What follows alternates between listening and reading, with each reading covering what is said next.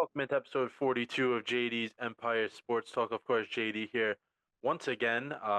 Today we'll be talking about the Mets and the Jets because the schedule came out. I know I mentioned last week that we probably won't do any Jets talk for a little bit, but I'll fill you in on the schedule. I'll have the schedule outlook, like who they got, and then maybe specific games we can look at, and then we'll talk about the Mets obviously first. But before that, I just want to mention how the big announcement will be coming out next week in terms of what's coming in June, first week of June, of how the show is going to look a little different.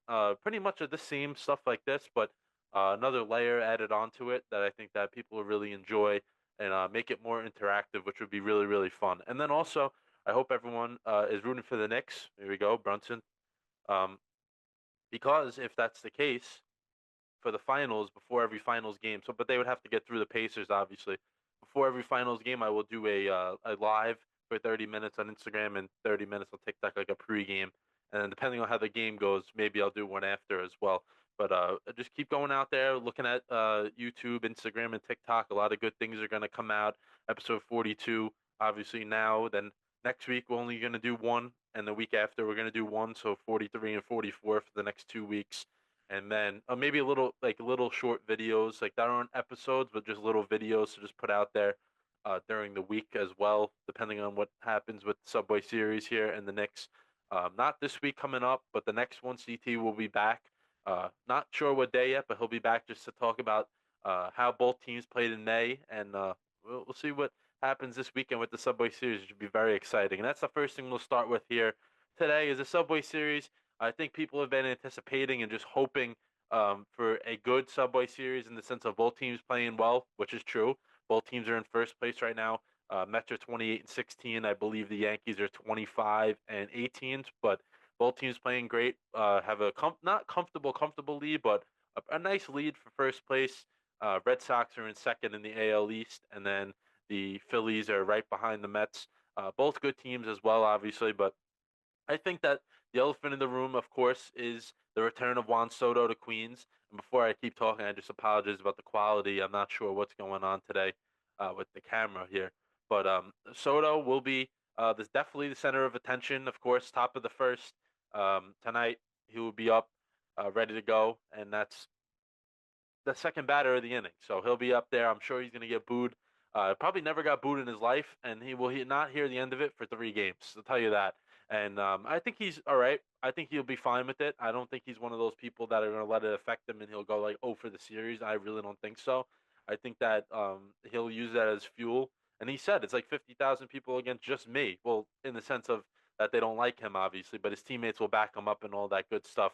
You just got to hope. I really hope not that the fans don't start like throwing stuff on the field at him and stuff like that. Let's not ruin the game really. We know it's going to be a great battle between two good teams, and he's just obviously the main piece because of him being with the other side last year. He played great, got to the World Series, and left.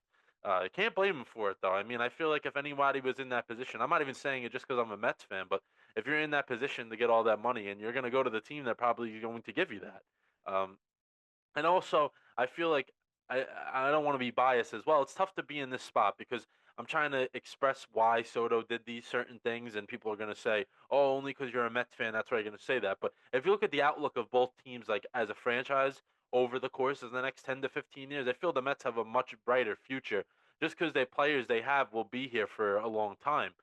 With the Yankees, yes, Judge will be there. And who else really? I know Volpe's going to probably be a guy that'll be the shortstop for a long time, but they have other pieces on that team right now that aren't long-term fixes. I feel for the Mets, they have pretty much a decent amount of long-term guys that will be around, and then they have a ton of prospects. I think much better than what the Yankees can offer, and that was something that Soto took into account as well. He wants to win for not just 2, 3, 4 years, 10, 11, 12 years if that's the case. And he says he doesn't regret coming to the Mets at all. He said, "Look at what we're doing this year, and this is kind of I know they're building off what they did last year, of course, but this isn't even the peak of what the Mets can get to yet."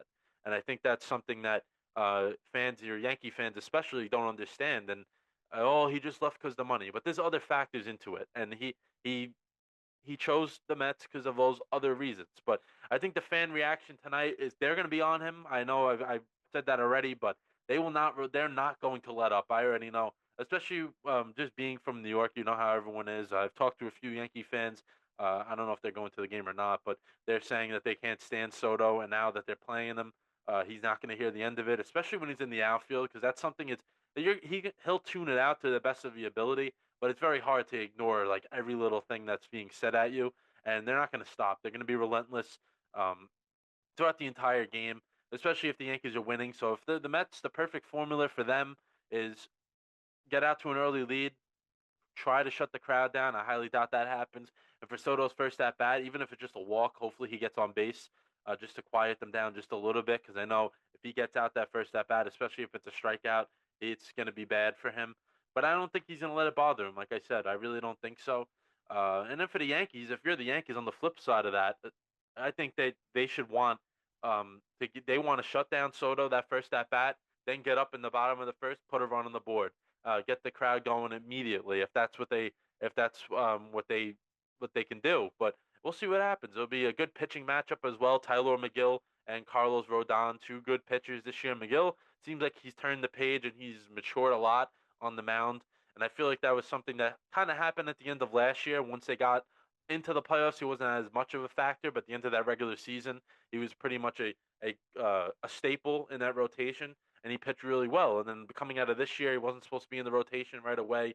Manaya and Montas go down, and like, oh, McGill, you're up again. I mean, it's something that's happened pretty much every year of his career so far. It kind of, oh, you're not in the rotation, the cards aren't falling your way, and then all of a sudden, like a snap of a finger, yeah, you're in the rotation, and we need you. I know he started on opening day before, um, and McGill's been really good this year. I know the last, I think it was 2, 3 starts hasn't been great at all, but I think that he'll bounce back today. I know the bats will be alive. I think for the Mets, Lindor and Alonso rake in Yankee Stadium for the most part. I know Vientos had a really good series against them last year. I think also it's a weekend series, and especially when it's your rival and you know how big these games are, potential World Series matchup. You never know how the cards may go. We almost saw it last year. Half of it was right. We saw the Yankees making it to the World Series. The Mets were almost there. If it wasn't for the Dodgers or how good they were. So I think that it's very much possible this could be a preview. And then they play now, and then they play again in 2 months in July. So I think it's build up, like a nice build up from the beginning of the season, and it's going to be fun. I really don't think any team will sweep. I think either Mets or Yankees, of course, will win 2 out of 3. I think it'll come down to Sunday as well. I think the Mets will get one. I think tonight is more so the game they get just because of the emotion of it. I mean, the Yankees rather get the game tonight maybe because of the emotion of everything that's going on. Then the Mets kind of can bounce back. And then maybe, I don't know, Sunday will be really tough for the Mets because the Max Fried on the mound Sunday night, that's a tough matchup. So we'll see in terms of how they can do the first 2 games. And I know Saturday is a day game, so that can be a little tougher for the fans to get it going right away because it's an earlier start. But we'll see what happens. But the Mets overall, 28-16 on this past homestand for the last time we talked about them. It was right as the homestand was starting. They went 4-2 in the homestand. They won 2 out of 3 against the Cubs and 2 out of 3 against the Pirates. That last Pirates game was a stinker just from the beginning. Clay Holmes was pitching in the pouring rain. I didn't understand why they would start that game when they did. They knew the rain was going to go on and off for a little bit. Maybe just start the game later, or worst case scenario, you can always make it up at a later date. Um, Not sure why they did that, but it is what it is. He gave up two-run homers, and they lost 4-0. He was able to get through 6 innings, which is nice. I think that's 3 starts, three or 4 starts in a row now, and it seems like he's getting into a nice groove. He's taking advantage of the extra off days, which I think the entire rotation is. Because someone like Griffin Canning wasn't a full-time starter last year. Senga was. I mean, he pitched 2 innings up until the playoffs. So I mean, 1 start, and then in the playoffs he couldn't go more than 2 or 3 innings. He was out for so long. McGill is another guy, not a full time starter the entire year, up and down with AAA and all that, where they get a little more rest. And then Clay Holmes, never a starter really to this level since his beginning of his career, where he didn't even start that much. So I think this 6-man rotation is working, and it only get better once they get certain guys back, which I think is crucial for the entire team, which is very nice to see. But 2.5 game lead in first place. I know they made a little trade for Jose Castillo from the Diamondbacks, just a lefty reliever to have around. I know Genesis Cabrera has been okay. He pitched 2 innings the other day. I mean, he didn't give up any runs, but he was definitely very shaky. So I don't know if Mendoza would want to go to him in a big spot at all coming up, especially I think the next 9 games, yeah, 9 games are Yankees, Red Sox, and Dodgers. 3 teams that are playing pretty good baseball this year. I know the Red Sox aren't as good as they should be right now, but they just had a poor start. but they're still going to be a good team, especially at Fenway. It's going to be a little rough to get through that as well. So I think that maybe Castillo can come up. I don't wouldn't count on him either. It's a low profile lefty reliever just to have on the squad, but we'll see what happens with that. Maybe he can turn into something good before Brooks Raley comes back, which is another over a month before he comes back. And then one last thing I wanted to talk about and mention about the Mets just was look at potential All Stars. I know it's a little early for that, but Lindor and Alonso definitely I feel are locks for the All Star game this year. Both have 9 home runs. Lindor is almost at 30 RBIs. Alonso is almost at 40 at this point. Soto, I think if he has a good next month or so, he'll be an All Star because they always want the biggest names there. So even if it's questionable maybe with the stats, but his stats are a little lower than someone else, he'll get the nod just because of who he is, and I think that'll be great. Senga should definitely be an all-star. I mean, the guy has a 1 ERA. I know maybe a surprise guy could be Griffin Canning. We'll see what happens with him over the next month or so because he's been great. And I know the MLB always likes to have some random that gets in there and just shows everybody what's going on. And maybe he can be the guy to be like, oh, he hasn't had anywhere caliber an all-star season in his entire career, and then all of a sudden he comes up and he goes crazy. That's very much possible, and we'll see what happens. But with that being said, we'll go over to the Jets. I'm trying to pull up the schedule here. We can go through the schedule quick. So the first two games are at home against the Steelers and Buffalo. I'll do this and then I'll break it down a little more. Tampa Bay and then Miami. So a little 2 week straight trip to Florida for the boys early in the season. Those are going to be two hot games, definitely. They'll probably stay out there. I mean, that would be the right thing to do, even when because they have a Monday night game week 4, so that'd be a nice little 2 week trip, and obviously uh, the practice and everything in between. They definitely could be able to do that. Um, and when they returned from Miami, they got one true home game against Dallas. Then they got Denver and London, and then they got Carolina when they come back. So they chose again to not have a bye week after the London game. I'm not sure why. Usually teams take advantage of that, but well, it is what it is.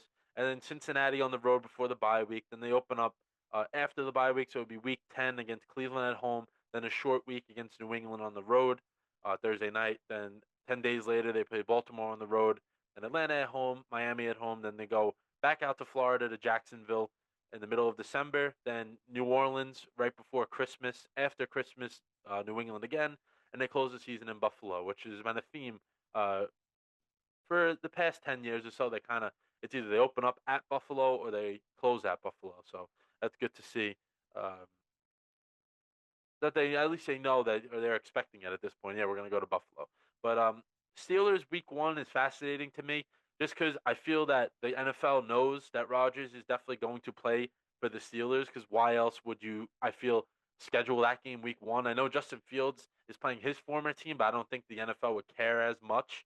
And I think that the uncertainty of Rodgers that he's not on the team yet is probably why it's not prime time because I felt that would have definitely happened. That would have definitely been a prime time game if he was on the roster right now. But I still think he'll be on the Steelers because I know I saw something else about Pittsburgh that they have a game halfway through the year at Lambeau against Green Bay, of course, in prime time. So I mean that to me is like, oh, okay, Rodgers is definitely going to be around for that. If why else would the Steelers go there and play prime time? That's one of those things. And I think week 1 they didn't want to say, oh, they're going to have prime time and it's going to be Mason Rudolph or Will Howard or whoever the Skylar Thompson, whoever they go with against Justin Fields week 1. I don't think they wanted to do that when you can schedule other games that are high profile, which we saw across the NFL. But that is interesting thing to watch out for. I think that regardless, even if Rodgers isn't there, that'll still be a nice week 1 game. And the Steelers, I mean, their great defense is really good, but if they don't have Rodgers and they have those other guys playing quarterback, very winnable game. But I think it'll be a tough game though, just because the Steelers can score points defensively and special teams. All they need is field goals, and they can win games pretty much for the most part.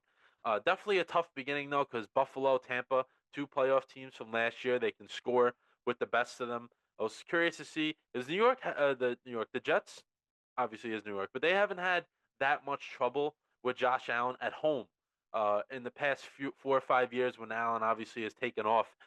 They won. I know they didn't win last year at home, but they played a very tight game, and the 2 years before that they did win.